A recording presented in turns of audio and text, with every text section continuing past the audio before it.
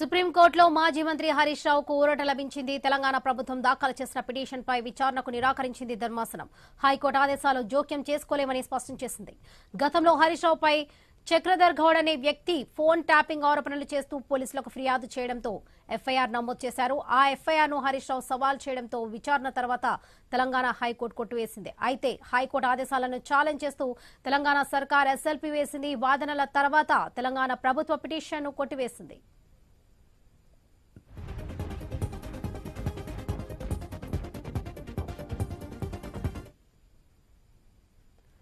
సుప్రీంకోర్టులో మాజీ మంత్రి హరీష్ రావుకు ఊరట లభించింది. తెలంగాణ ప్రభుత్వం దాఖలు చేసిన పిటిషన్పై విచారణకు నిరాకరించింది ధర్మాసనం. హైకోర్టు ఆదేశాలు జోక్యం చేసుకోలేమని స్పష్టం చేసింది. గతంలో హరీష్ రావుపై చక్రధర్ గౌడ్ అనే వ్యక్తి ఫోన్ ట్యాపింగ్ ఆరోపణలు చేస్తూ పోలీసులకు ఫిర్యాదు చేయడంతో ఎఫ్ఐఆర్ నమోదు చేశారు. ఆ ఎఫ్ఐఆర్ను హరీష్ రావు సవాల్ చేయడంతో విచారణ తర్వాత తెలంగాణ హైకోర్టు కొట్టేసింది.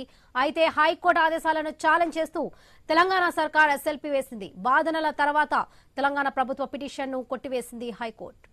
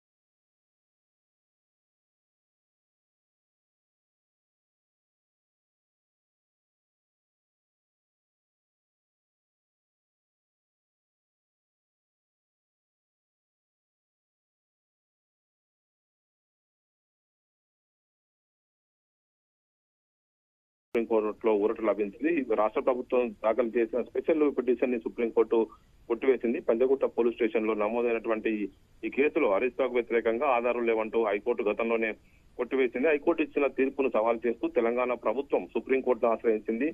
కాంగ్రెస్ ప్రభుత్వం తరఫున సీనియర్ న్యాయవాది సిద్ధార్థ లూత్రా వాదనలు వినిపించారు.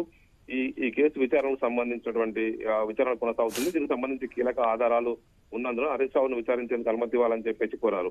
ఇరుపక్షాల వాదనలు విన్నటువంటి సుప్రీంకోర్టు రాష్ట్ర ప్రభుత్వం సమర్పించిన వాదనలతో విభేదించి ఈ కేసులో హరీష్ రావుకు ఎటువంటి సంబంధం లేదని గతంలోనే హైకోర్టు స్పష్టం చేసిన విషయాన్ని అత్యున్నత న్యాయస్థానం స్పష్టం చేసింది. ఈ నేపథ్యంలోనే ఈ కేసులో హరీష్ రావును విచారించేందుకు వీల్లేదని చెప్పేసి సుప్రీంకోర్టు స్పష్టం చేసింది.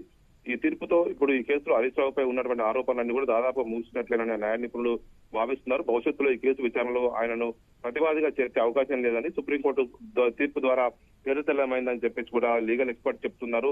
మొత్తానికి ఈ కేసు గతం నుంచి కూడా సంచలనం సృష్టిస్తూ వచ్చింది. దీంతో ఈ సుప్రీంకోర్టు తీర్పుతో ఇప్పుడు హరీష్ రావుకు ఊరట లభించింది. రైట్ స్వామి, థ్యాంక్ యూ. అసెంబ్లీ ముట్టడికి